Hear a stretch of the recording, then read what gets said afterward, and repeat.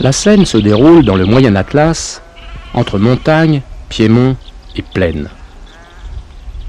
Le Jbel est un vaste plateau couvert de parcours et de forêts entre 1600 et 2000 mètres d'altitude. Il accueille des habitants variés, transhumants, sédentaires, bergers, des étrangers même. Le Piémont par contre est cultivé, planté. Une partie du terroir est irriguée et porte une agriculture intensive. Partout des maisons, des villages et aussi quelques petites villes comme Azrou, siège d'une vie active, lieu des échanges et de commerce avec son fameux souk du mardi.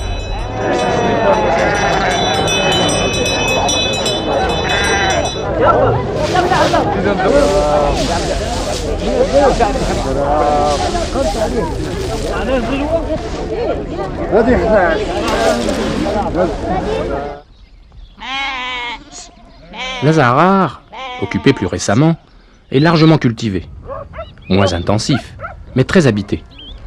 De grosses exploitations agricoles associent la culture des céréales et l'élevage des moutons.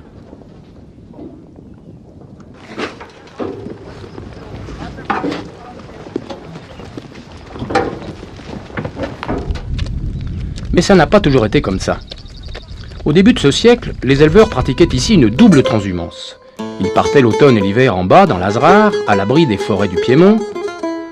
Au printemps, ils remontaient progressivement pour installer leurs tentes l'été venu dans le Jbel, la montagne.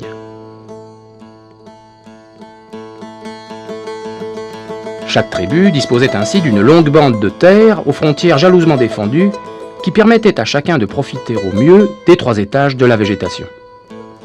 C'est comme ça que s'est constitué le territoire collectif de chaque tribu. Mais en 50 ans, la population a quadruplé et les terres collectives de l'Azahar ont été progressivement partagées entre les membres de la tribu. Labourées et plantées, elles ne sont plus disponibles pour le pâturage collectif. Les éleveurs, installés dans leur nouveau village, passent à présent l'hiver sur les jachères ou en forêt près des bergeries et séjournent le reste de l'année sur les parcours du Jbel.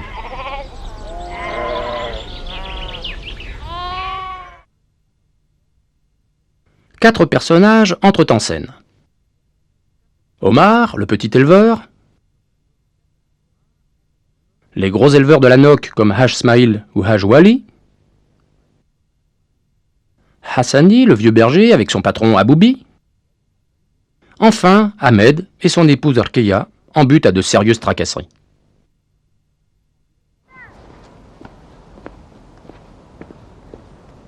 Omar, petit éleveur de la tribu Aïtmouli et donc ayant droit du pâturage collectif, exploite 150 brebis dont une grosse partie en association.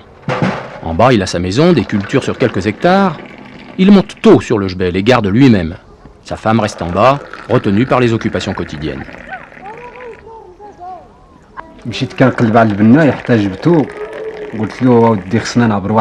Quand je me suis décidé à construire, j'ai ramené un maçon.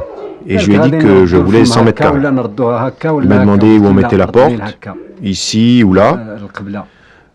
Je lui ai dit vers l'est. On est tombé d'accord, on a mesuré et on a commencé les fondations. Il m'a dit je te ferai une chambre de ce côté, une autre au milieu, une troisième derrière et un patio au milieu. On a amené le ciment, le sable, le fer et on a coulé la dalle. Et ici, c'est mieux qu'au Jbel ?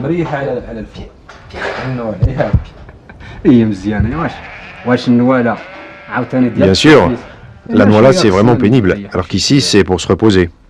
Mais sur la montagne c'est vraiment difficile.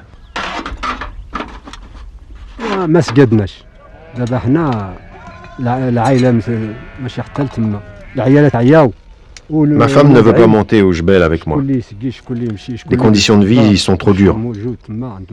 Il faut aller chercher l'eau au loin, il fait froid, et en plus elle a beaucoup de travail en bas.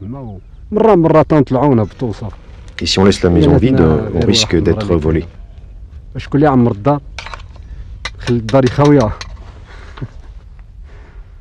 Moi, je n'ai qu'une seule épouse, donc elle ne peut pas laisser la maison et venir avec moi.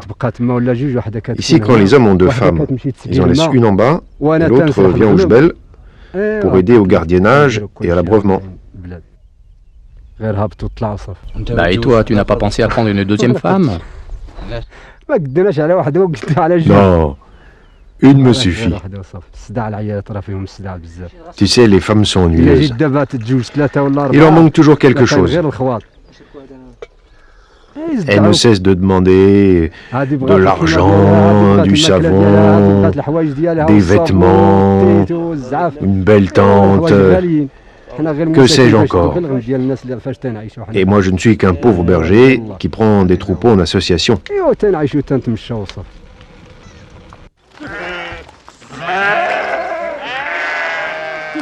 Haj Smaïl ou le Shir Wali sont de grands éleveurs qui ont adhéré à un groupement de sélection de la race Tim Hadith encadré par l'ANOC. 60 124. Oui. 60 048. Oui.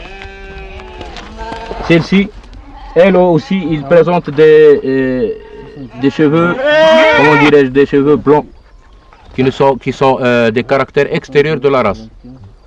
Donc il ne peut pas être remis dans le troupeau. Ils ont de gros troupeaux, plusieurs bergers salariés, de vastes terres très bien mises en valeur, souvent irriguées, semées en céréales, fourrages ou plantées de vergers. Ce sont au demeurant des agriculteurs avisés et très compétents.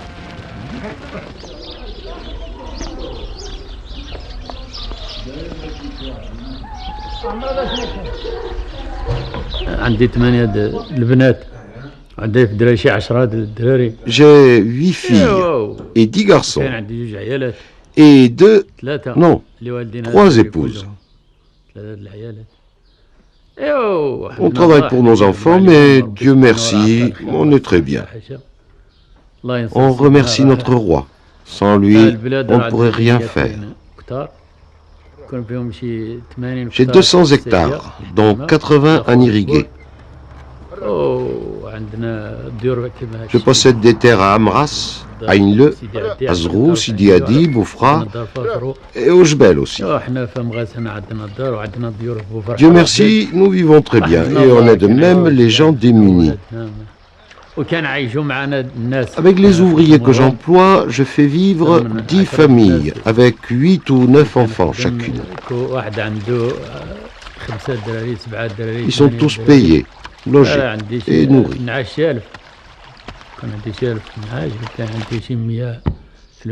J'exploite 1000 brebis, 100 chèvres, 10 mulets,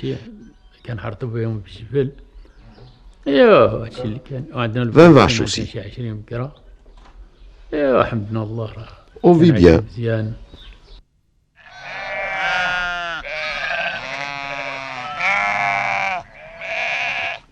Hassani, le vieux berger, c'est un salarié. Il n'est pas né ici et n'a donc aucun droit sur le parcours. Ne pouvant constituer son propre troupeau, il garde ceux des Aït Mouli.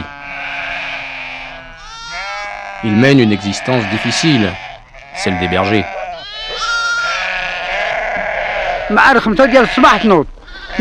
Il faut se réveiller à 5 heures. Tu prépares ton petit déjeuner, tu sépares les agneaux de leur mère dans des cachettes que tu couvres d'une bâche, et tu sors tes animaux pour les faire pâturer au loin jusqu'à environ 13h ou 13h30 en les conduisant au point d'eau.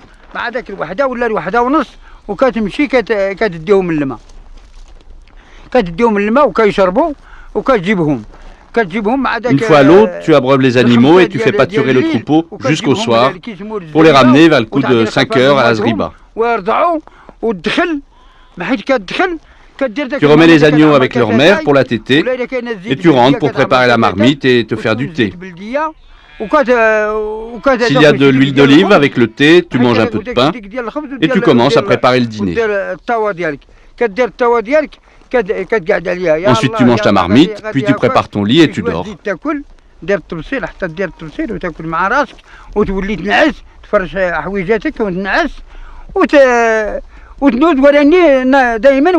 Mais tu restes toujours en alerte.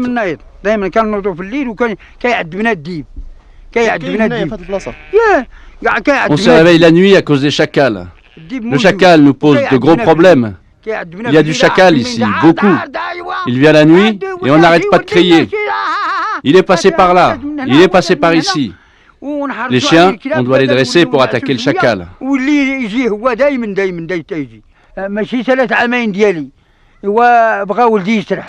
J'ai décidé de quitter cette place de berger que j'ai depuis 2 ans parce que mon fils veut commencer à garder lui aussi. On veut prendre 2 troupeaux. Un seul troupeau, c'est pas suffisant. Qu'est-ce que tu peux faire avec 7000 dirhams par an? C'est pas suffisant. 7000 dirhams, plus 4 quintaux de blé, 2 sacs de pain de sucre, c'est pas du tout suffisant. Le propriétaire ne veut pas me lâcher, mais je vais le quitter. Après tout, chacun fait ses calculs, non? Il faut que je le quitte si je veux prendre 2 troupeaux. Les bergers s'embauchent maintenant à 10 000 ou 12 000 dirhams. Mais au salaire de 12 000, il n'y a pas d'avantage en nature. Le berger doit se prendre en charge, il doit acheter ses bottes, ses vêtements, sa nourriture lui-même. Et le propriétaire n'apporte rien. Ahmed, le mari d'Orkia, n'est pas d'ici lui non plus, mais presque. Il est arrivé de la Moulouya avec ses parents il y a près de 30 ans. Il a d'abord exercé le métier de berger et s'est enfin mis à son compte en 1975 avec un troupeau de 80 têtes. Il en compte à présent 400. Excellent éleveur, il est en conflit avec les gens locaux qui lui refusent l'accès au parcours collectif sous le prétexte qu'il n'est pas ayant droit de la communauté. Bravant les interdits, il est installé hiver comme été en montagne dans des abris de fortune démontables et mobiles.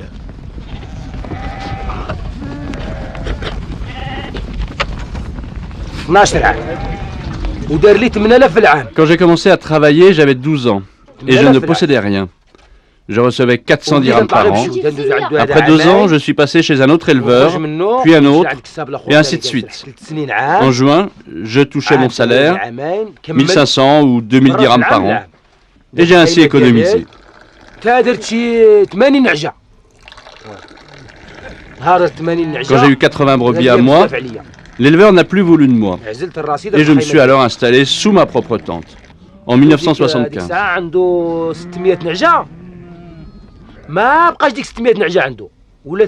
L'éleveur chez qui je travaillais avait 600 têtes, mais maintenant, il n'en a plus que 150. Et moi, j'en ai 400. Alors par jalousie, on veut me chasser de la communauté. Pourquoi? Parce qu'on me considère comme étranger à la tribu, sans prendre en compte toutes ces années que j'ai passées dans la région. Et quand ils se réunissent entre eux, ils sont tous prêts à jurer qu'on vient juste d'arriver.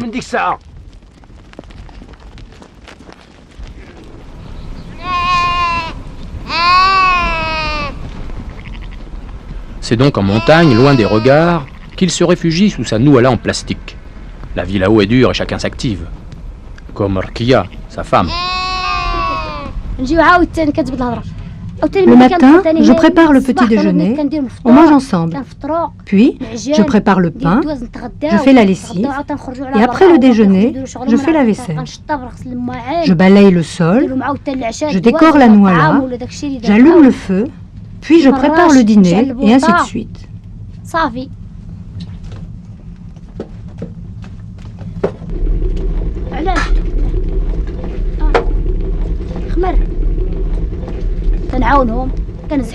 Dehors, je transporte moi aussi les bottes de paille et je donne la ration de complément.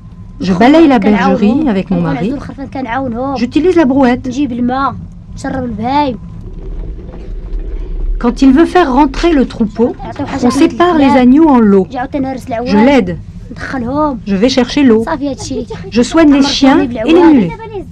Enfin, je coupe le bois et je le transporte à l'intérieur de la nouala pour la préparation du pain. 5 à 8 pains par jour.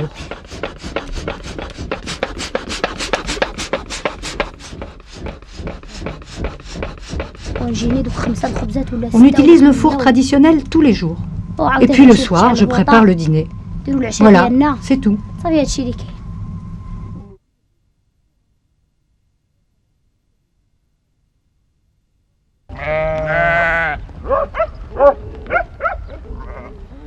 Quatre histoires, 4 vies bien différentes, d'éleveurs confrontés à des problèmes quotidiens et s'adaptant plus ou moins facilement aux changements économiques et sociaux.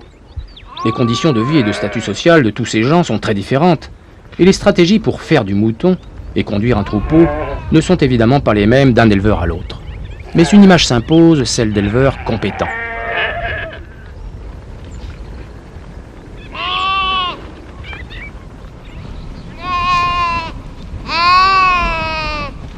Ces espaces, 1000 fois parcourus, sont connus mètre par mètre, plante par plante.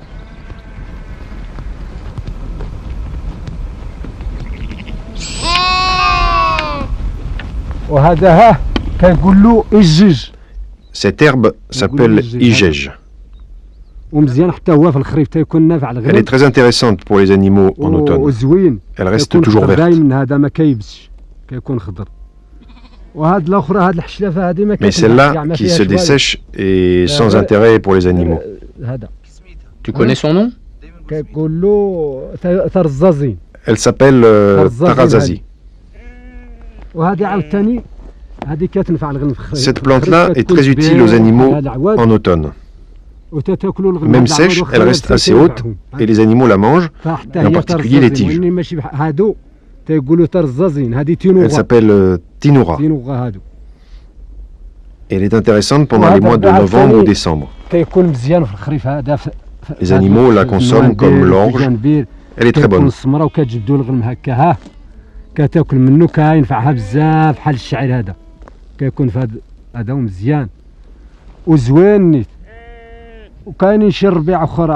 Il y a aussi d'autres herbes, comme celle-là.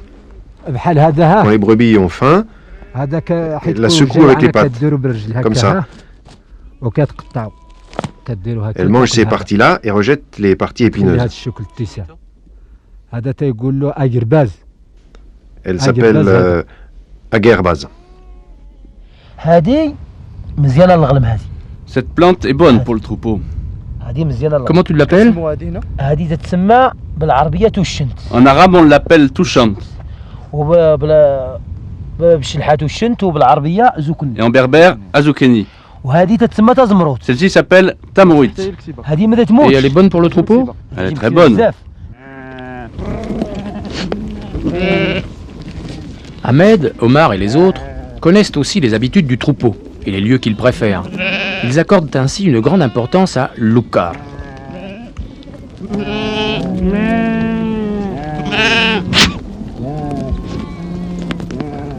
لوكار ديال الكسيبه لوكار ديال الكسيبه دابا انا دازتو واحد العامين الفوق في واحد البلاصه تتعلم الكسيبه على ديك البلاصه. L'oukar du troupeau.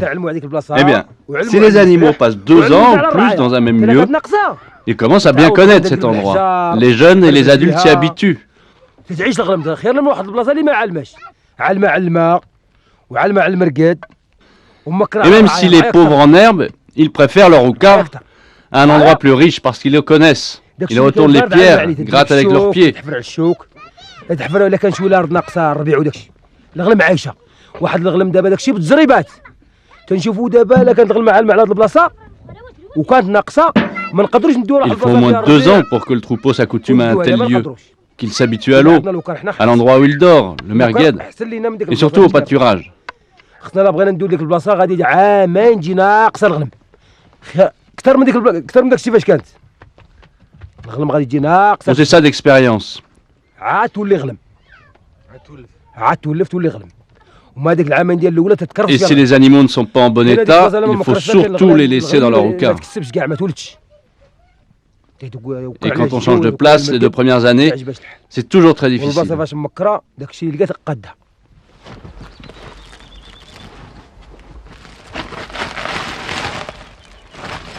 Donc un berger, ça doit savoir tout faire.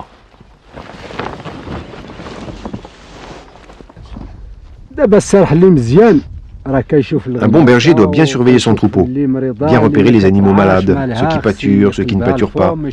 Les animaux qui ne pâturent pas, il faut leur examiner la bouche pour voir s'ils ont un problème. Un mauvais berger, il lâche le troupeau, qui commence à courir, puis crie ou siffle au troupeau pour le faire revenir, ou demande à un autre berger plus loin de faire revenir le troupeau. Une fois le troupeau revenu, il repart. Un mauvais berger se met derrière le troupeau pour le conduire. Un bon berger doit se mettre devant le troupeau pour le ralentir. Et même quand il veut ralentir le troupeau, il envoie un caillou pour éviter la dispersion des animaux. Le bon berger doit toujours marcher devant le troupeau. Un mauvais berger s'intéresse seulement à comptabiliser le nombre de jours de travail. Il faut observer les animaux un par un. Celle-là est bonne, celle-ci n'est pas bonne. Pourquoi elle n'est pas bonne? A-t-elle besoin de traitement? Je demande après les médicaments. A-t-elle besoin de sel? Je demande après le sel. Même si elle a besoin de compléments alimentaires, je la fais descendre en bas pour mieux la nourrir. Il ne faut pas que je laisse les animaux en mauvais état. Je dois bien prendre soin des animaux. Ou bien je m'en vais pour faire autre chose.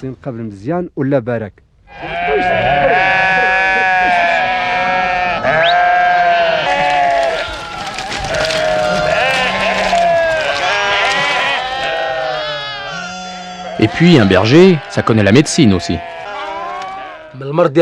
Les animaux tombent malades de la maladie de la ria. Pour les animaux, il faut de l'aération. Alors le plastique est assez bas et ça crée un milieu humide et il n'y a pas suffisamment d'espace. C'est comme une personne qui vient de prendre un bain au hammam et qui en sortant attraperait froid. Les animaux à l'intérieur sont chauds et humides, et le fait de sortir à l'extérieur les expose et ils attrapent froid. C'est comme ça qu'ils tombent malades.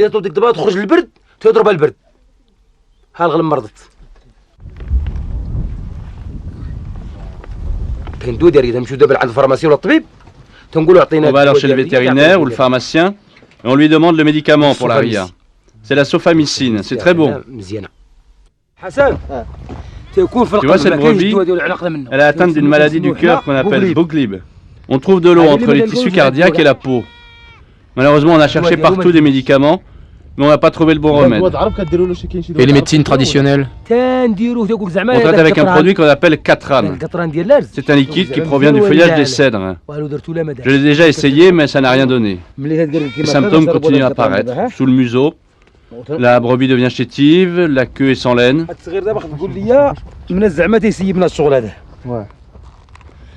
Tu vois, il n'a pas encore pâturé, il n'a pas de dents, mais il a commencé à boire de l'eau.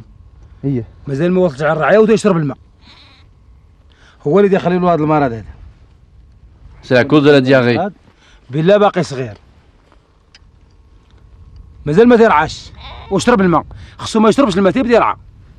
Il ne faut pas qu'il boive de l'eau avant de pâturer. Il ne doit consommer que du lait. S'il consomme de l'eau avant de manger de l'herbe, il va attraper cette maladie. Et comment on le soigne?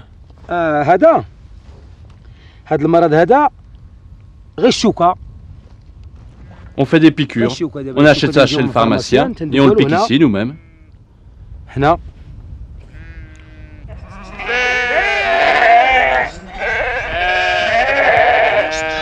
Et puis, il y a les ruses du métier. Par exemple, comment dresser une brebis meneuse, celle qu'on appelle trisht.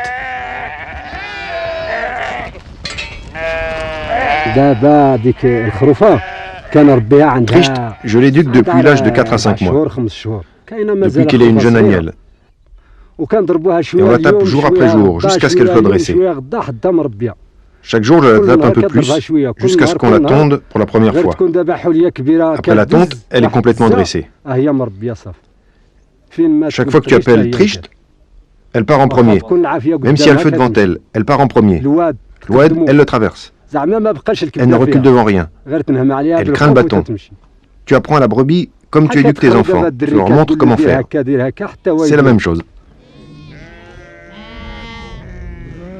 Ahmed, lui, n'a pas eu besoin du bâton pour apprendre à son fils le métier de berger. Mes enfants, je les connais depuis leur enfance. Ce petit, il connaît tous les agneaux. Il est consciencieux. Si je veux vendre de belles bêtes, des fois, il s'y oppose. Il n'est pas paresseux. Même quand il neige, s'il voit une brebis qui s'apprête à agnoler, il court vers elle pour l'aider. Quand il voit qu'une brebis va mettre bas, il reste à côté d'elle, dans la noix là, jusqu'à ce qu'elle mette bas. Parce que parfois, pour son premier agneau, ou quand elle n'est pas en bon état, elle risque de ne pas avoir assez de force pour expulser l'agneau, qui risque de s'asphyxier. Mon fils, quand il reste auprès de la brebis, il l'assiste de la même façon qu'il m'a vu faire. Quand l'agneau sort sa tête, il soutient la brebis en lui maintenant les pattes pour l'aider à mieux respirer, jusqu'à ce que l'agneau sorte.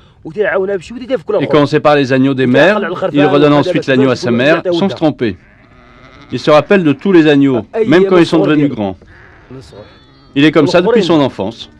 Mais mes autres enfants, il faut toujours les pousser et être derrière eux. Il faut faire ci, il faut faire ça. Ils sont paresseux, pas comme celui-là.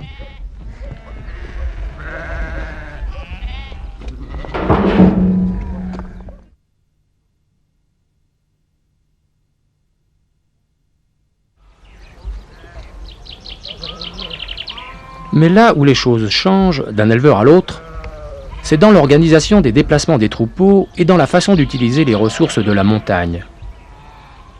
Aboubi, le patron du vieil Hassani, est un petit éleveur devenu grand.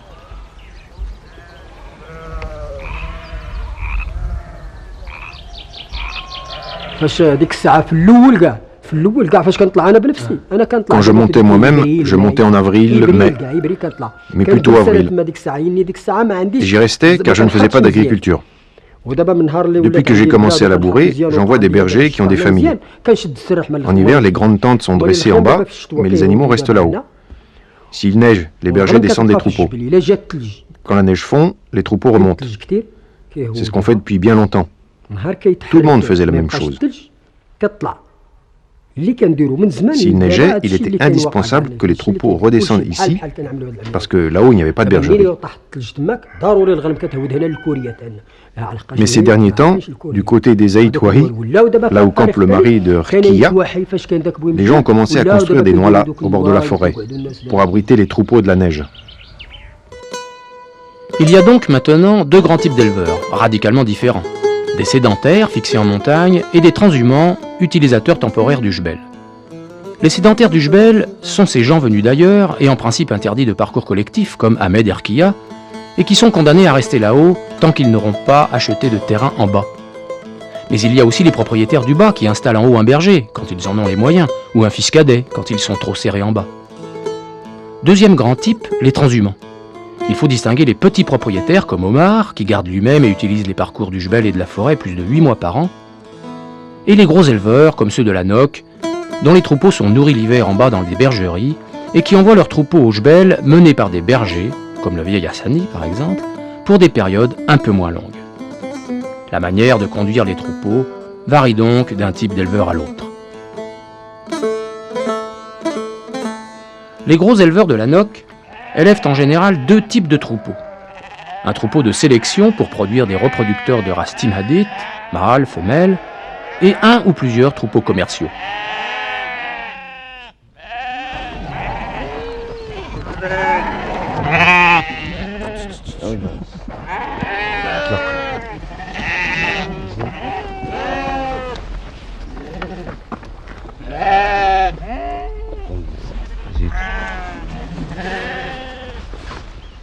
Haj Smaïl, président de la Noc, est l'un des meilleurs éleveurs de la région. Il exploite plus d'1 millier de brebis répartis dans 4 ou 5 troupeaux que conduisent des bergers.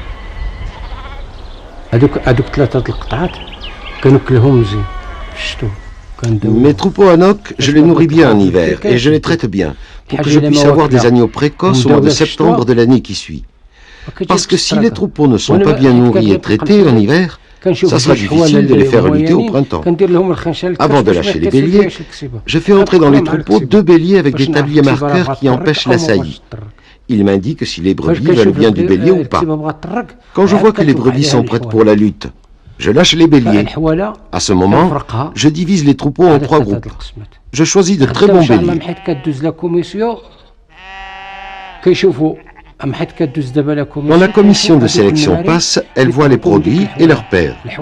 Le bélier qui donne des produits classés premier ou deuxième, je le retiens. Celui qui donne des produits troisième, je ne le garde pas.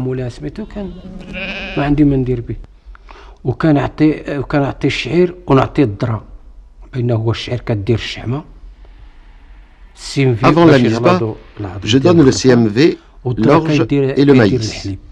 l'orge pour engraisser la brebis, le CMV pour renforcer les os chez l'agneau, et le maïs pour améliorer la production laitière de la brebis. Après la mise bas, j'ajoute le son et le fourrage. Pendant la période d'agnelage, je descends mes brebis à la bergerie. Je ne les laisse pas dans le jbel. Les troupeaux de la Noc doivent agneler dans un délai de 40 jours avant le mois de novembre filahi.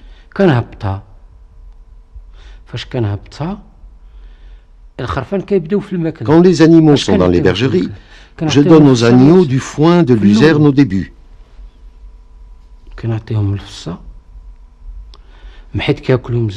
Ensuite, je commence à leur apporter du son et de l'orge concassée. Au bout de 3 à 4 mois, c'est-à-dire en janvier et février, je les fais pâturer de l'orge en verre pendant 2 à 3 heures pour les préparer à la montée au jbel avec leur mère.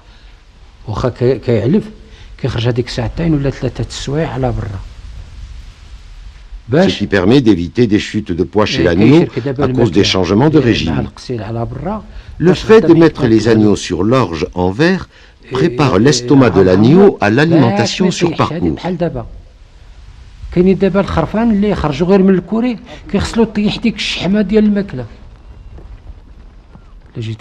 Au total, je supplémente 7 mois par an.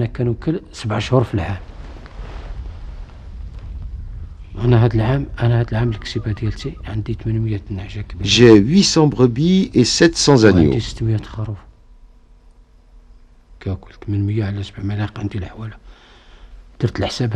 Je viens de faire les comptes. J'ai dépensé 300 000 dirhams de nourriture. Le fourrage, je ne l'achète pas, je le produis sur mes terres. L'orge en grains, j'en produis la moitié.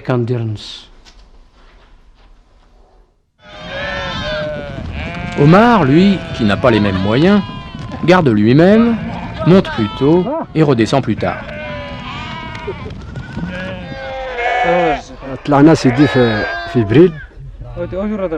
On est monté au jbel, moi et mes neveux, en avril. Mais je descends de temps en temps en bas pour 2 ou 3 jours. Et mon fils, qui garde des antenets à la maison, qui s'occupe du maraîchage et des céréales, vient me remplacer.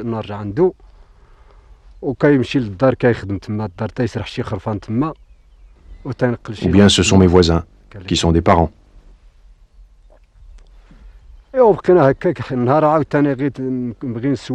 Je descends tous les 15 jours, ou une fois par mois, pour aller au souk ou au hammam. On subdivise le troupeau en 2 lots. Les brebis montent et les antenets restent et sont nourris avec l'orge en verre. Et s'il pleut, on les fait rentrer à la bergerie. Donc, on se débrouille.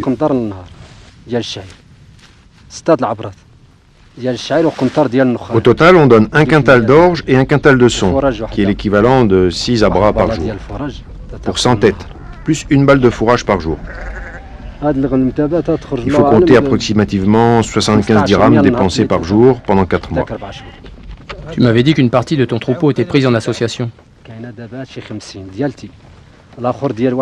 50 têtes sont à moi, et l'autre partie appartient à un type des Rachidia. Il m'avait donné 80 têtes au début, et maintenant il en possède 150.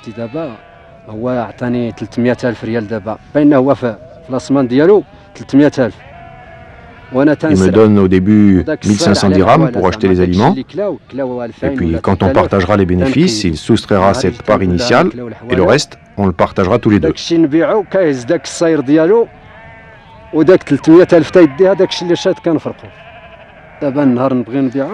Pour ce qui est des antenets, quand je veux vendre par exemple 15 têtes, je lui téléphone et il me fait signe de vendre.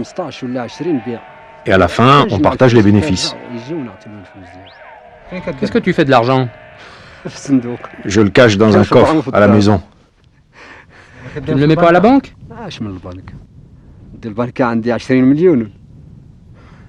Tu crois que j'ai 20 millions pour les mettre à la banque?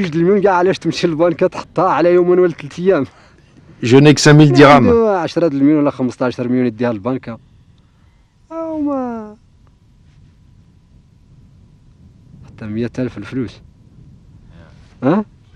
Je te jure que je peux rien faire avec. En 2 soupes, il me reste plus rien à dépenser.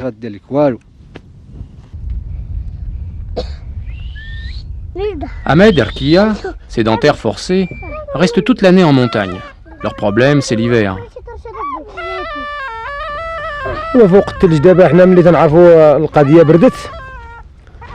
À l'approche de l'hiver, on essaye de stocker tout ce qui est nécessaire à l'alimentation du troupeau. Les balles d'avoine, le fourrage, pour une durée de 4 mois. En hiver, on travaille même la nuit. On dégage la neige sur le toit de la tente, on crée des sentiers. Tous les soirs, on surveille l'état des piquets qui la soutiennent. Ici, il y a trop de neige, plus d'1 mètre souvent.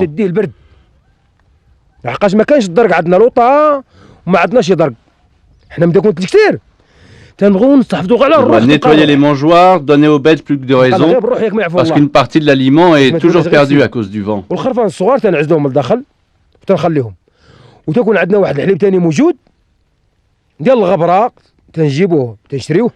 Les agneaux doivent être abrités à l'intérieur de la bergerie. Et tous les jours, on doit les complémenter en leur donnant du lait artificiel. Ce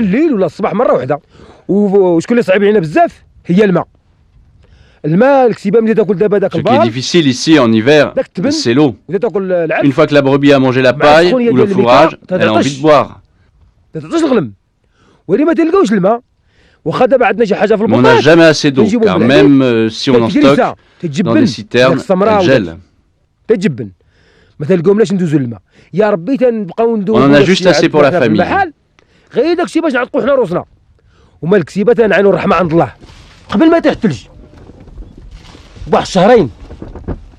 Deux mois avant l'arrivée de la neige, il faut donner 1 kg de concentré pour 4 à 6 brebis pour les préparer à affronter le froid.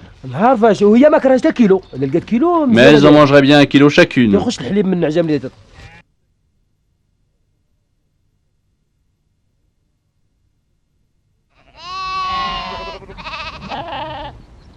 Tous les éleveurs sont d'accord là-dessus.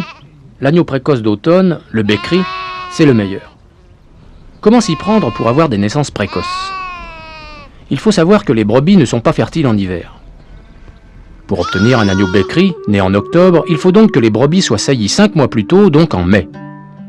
Mais pour être fertile et entrer en chaleur en mai, il faut qu'elles soient en bon état, donc bien nourries l'hiver qui précède, et qu'elles n'aient pas agnolé trop tard pour avoir le temps de se refaire, comme on dit.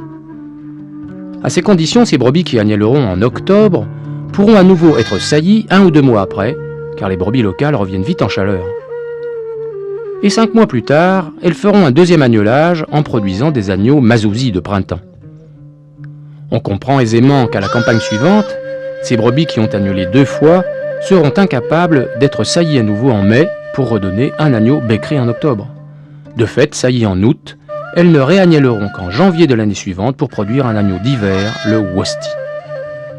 Dans un tel système, une brebis bien nourrie peut donc faire 2 agnelages. La première année, Bekri suivi de mazouzi, et 1 l'année suivante, le Wasti. Soit 3 agnelages en 2 ans, séparés de 7, puis 8, puis 9 mois. En vérité, les bons éleveurs partagent leur troupeau en 2 lots. Quand l'un est composé de brebis qui vont agneler tôt et faire de l'agneau Bekri, l'autre est décalé vers le Wasti et ne fera du Bekri que l'année suivante. Et les brebis fatiguées dont l'état est médiocre et qui, n'ayant pu récupérer, n'ont pas été saillies, pourront glisser d'un lot de lutte à l'autre et ne pas rater une année complète. On a donc chaque année avec ce système des agneaux des 3 types, et notamment des Bekri, et la possibilité de vendre dans les périodes les plus favorables. Les premiers souks de février-mars, la fête du mouton qui pour le moment est au printemps, la période des moissons et la fin de l'année.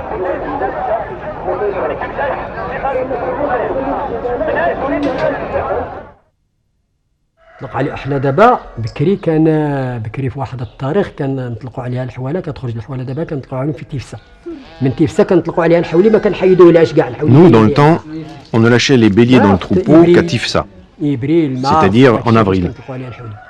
من تما كنطلقوا عليها الحولي ما كنحيدولهاش الحولي الحولي دابا ولاو الناس بهذا العلف هذا Maintenant, Avec l'utilisation du concentré, les béliers sont réintroduits plus tôt. Et les naissances ne s'arrêtent plus entre octobre et mai.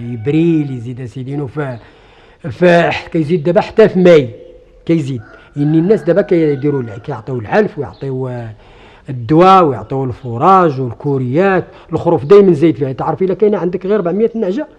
Si tu as 400 brebis, au bout d'une année, tu auras 800 agneaux.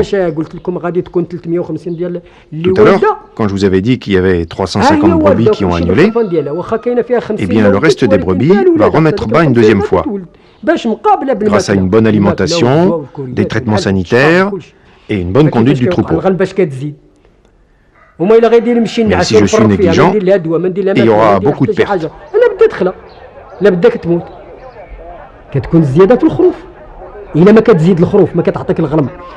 Le vrai gain au niveau du troupeau, c'est les agneaux. C'est d'avoir 2 agnolages. 100 brebis donnent 100 agneaux Bekri et 100 agneaux Mazouzi.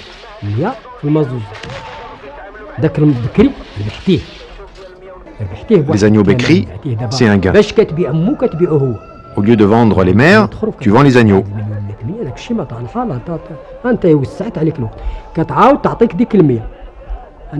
100 agneaux peuvent rapporter 70 000 dirhams que tu peux utiliser pour couvrir plusieurs dépenses.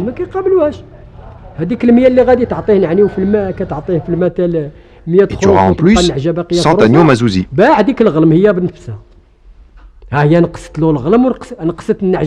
En définitive, tu as 200 agneaux. Les gens paresseux, au contraire, au lieu d'avoir des bécris, ils vendent une partie des brebis pour couvrir les dépenses ménagères et le remboursement du crédit agricole. Alors, comment nourrir les bêtes?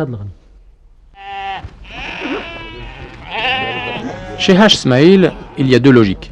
Celle du troupeau prestige de sélection suivi par la NOC, sur lequel il ne fait qu'un seul agnolage, et les autres sur lequel il fait 2 agnolages et de l'argent. أنا عندي هذا العام الغنم اللي ماشي ديال لا كوميسيون واحد 300 نعجة. Personnellement, dans le troupeau qui n'est pas celui de la commission, j'ai 300 brebis qui ont donné des bécris. 3 mois après la mise bas, je les ai fait lutter de nouveau et je vais avoir un deuxième agnolage pour ces 300 brebis.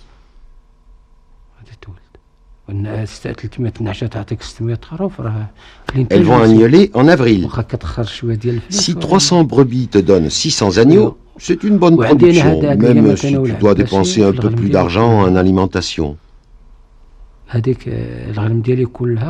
Et dans tout mon troupeau, 7 brebis seulement n'ont pas agnolé. C'est incroyable, mais c'est vrai.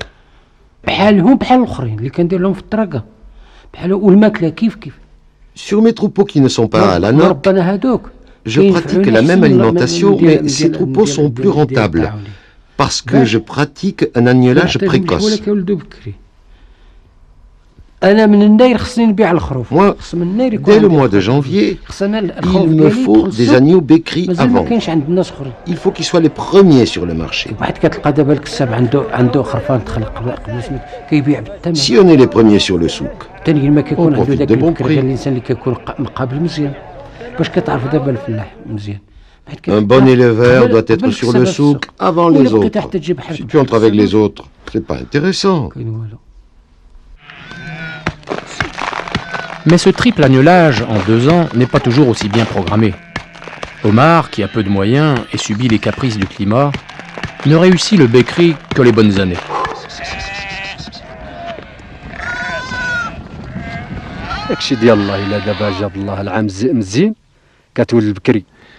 Tout dépend de Dieu. Par exemple, l'année dernière était bonne. Il y avait des naissances bécris, tandis que cette année elle est mauvaise. Donc il n'y a que des naissances tardives. L'année dernière, j'ai eu 50 agneaux bécris. On les a engraissés puis vendus au souk. Cette année, c'est pas aussi bon. L'herbe est insuffisante. Il faut complémenter dès mars si on veut des bécris. Mais on ne complémente pas. On est fatigué. L'orge est cher. Qu'est-ce que tu veux?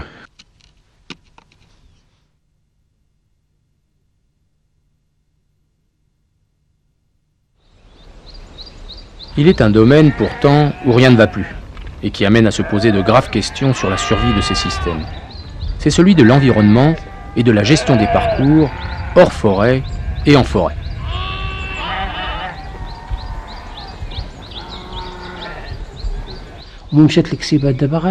L'élevage devient de plus en plus coûteux. Personnellement, je faisais jusqu'à 1600 brebis et je suis redescendu à 800 brebis. J'ai diminué de moitié. Mais pourquoi diminuer?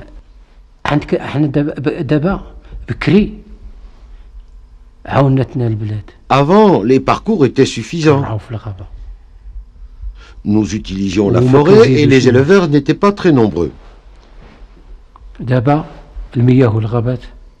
Maintenant, les eaux et forêts ont repris leur territoire.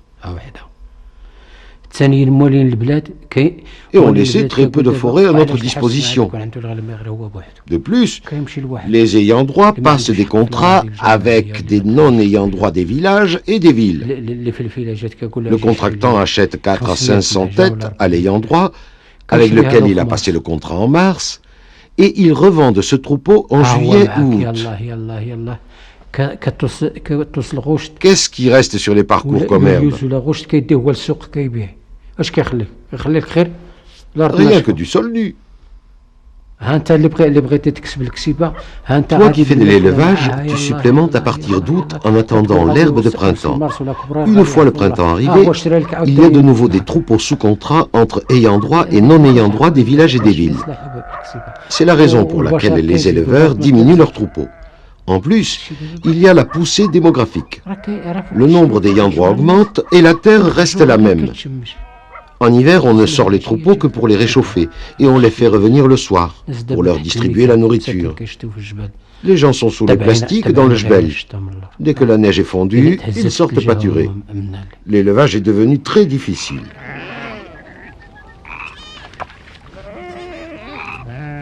Haj Smaïl évoque alors le système traditionnel de l'Agdal, qui consistait à mettre en réserve, en hiver et au printemps, certains parcours pour ne les réouvrir qu'au mois de juin ou juillet.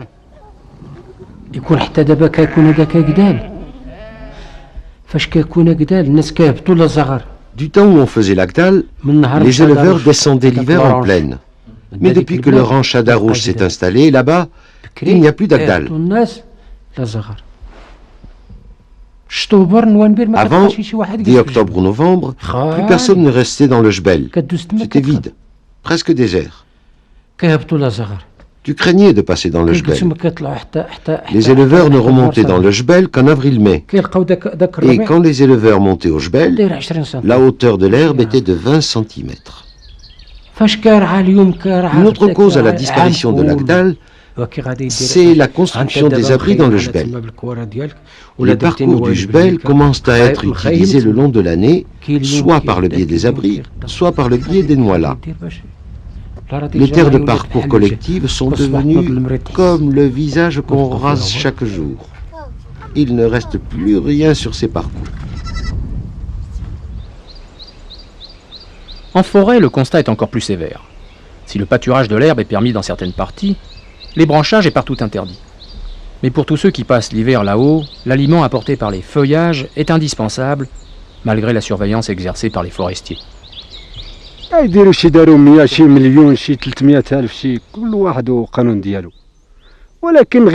Tout le monde paye des PV ici, mais sans raison. Si c'était nous qui détruisions la forêt, d'accord pour l'amende, mais on n'a rien fait. Si le forestier veut attraper les coupables, qu'il vienne quand il neige.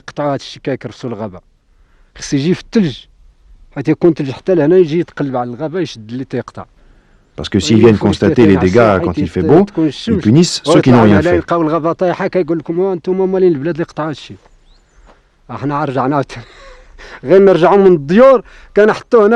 Juste après notre arrivée en montagne au printemps, ils viennent et nous accusent de détruire la forêt.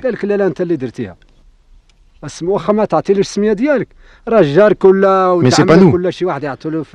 Même si je leur donne pas mon nom, les voisins le lui donneront et il enverra le PV au tribunal. En hiver, le troupeau ne cesse pas d'utiliser la forêt. Les déplacements, c'est la bergerie, la forêt, la bergerie. Et qu'est-ce que le troupeau mange dans la forêt? Il consomme du chêne vert, mais pas le cèdre. Le cèdre, c'est un arbre du paradis. et on le détruirait. C'est pas légal. Le détruire, c'est comme tuer nos propres enfants. C'est vrai ou pas? Le chêne vert, lui, il rejette. T'en coupes 2 ou 3 pieds et il rejette. Mais le cèdre, il en meurt, le pauvre. Comme s'il perdait son âme. Non, c'est pas possible. Je ne peux pas en couper. Et si je vois quelqu'un le faire, je le dénonce au forestier. Ça nuit à l'État. Après tout, le Maroc vide sa forêt. C'est pas vrai?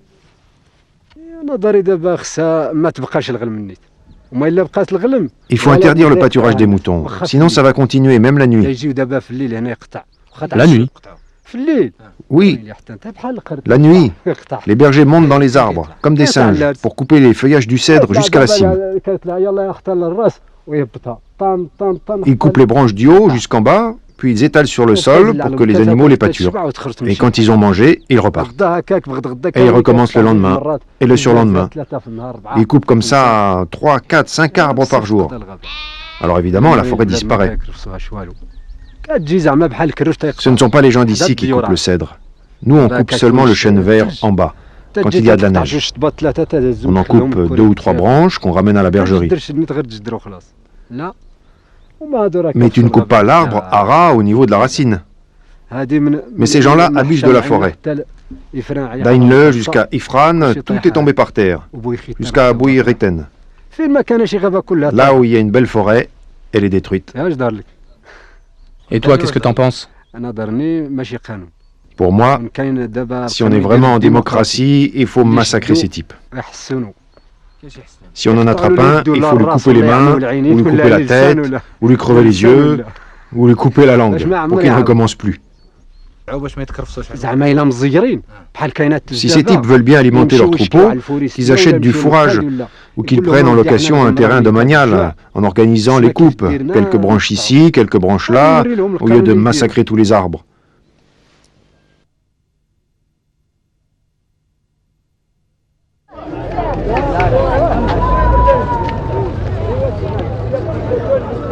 Tous ces éleveurs, dont la compétence en matière d'élevage est manifeste, sont pourtant collectivement coupables d'un pillage généralisé des ressources. Coupables certes, mais pas vraiment responsables. Faudrait-il les tenir pour responsables de l'installation du ranch à Darouche, de la fermeture des Agdal? Responsables de l'inflation des effectifs dopée par l'arrivée des camions, la distribution d'aliments et des médicaments? Responsable de l'intrusion des capitaux urbains par le biais des associations, ou du flou juridique pour tout ce qui touche au statut collectif? Non, bien sûr. Il faut donc concevoir une réglementation qui reconnaisse les droits des étrangers, limite les effectifs, réintroduise les Agdal, contrôle les associations et fasse en sorte que chacun se plie aux exigences d'une gestion plus rigoureuse, appliquée sans distinction à tous les éleveurs.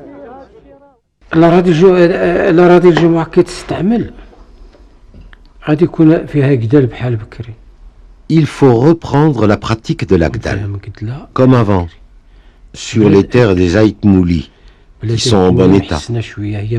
Parce que sur celles-ci, il n'y a pas eu de construction de bergerie ou de maison. Les endroits lointains comme Khouga, Mertissi-Louin, Ain Kahla doivent être utilisés au printemps. Les éleveurs ne doivent pâturer les parcours de Nerten, Afnourir et Tachmout qu'au mois de juin ou juillet. Il faut donc instaurer une organisation au niveau des terres collectives. Il y a aussi un problème de chargement. On dit qu'un hectare sur une année ne peut pas supporter plus de 10 à 20 brebis. Maintenant, on y met 200 brebis par hectare et par an. Il faut une limitation des effectifs. Et tu es prêt à réduire tes effectifs? Je suis prêt à réduire parce que j'aurai une meilleure production avec un troupeau de 500 en comparaison avec un troupeau de 1000. Mais pour les petits troupeaux? Non, non, le petit éleveur ne doit pas diminuer son troupeau. La limitation des effectifs ne doit concerner que les gros éleveurs. Bon, paroles en l'air, ou promesses d'un règlement futur qui tienne compte des avis de chacun, pour la mise en place d'une organisation durable, dont les éleveurs sont certes la tête, mais les bergers les jambes.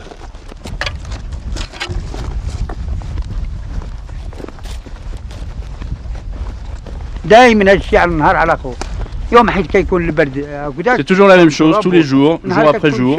Quand il fait froid, on chausse les bottes. Quand il fait chaud, on met les chaussures. Maintenant, s'il faisait froid, je reviendrai à la Guitoune pour mettre les bottes. Cette région est très difficile. Elle est très dure quand il neige. C'est très très difficile pendant l'hiver. Mais qu'est-ce que tu fais tout seul dans ta Nouala? Je reste toujours comme ça, en train de penser. Tu n'as pas de radio, pas de musique? Il n'y a rien, ni radio, ni musique. Les jeunes utilisent la radio et jouent de la musique. Mais moi, je suis vieux. Ça ne va pas avec moi, la musique. En plus, je prie Dieu. لا إله إلا الله محمد رسول الله لا إله إلا الله محمد رسول الله لا إله هذا الشيء ونود نصلي Et je fais ma prière et je m'endors. العشاء ديالي ونولي الناس لا إله إلا الله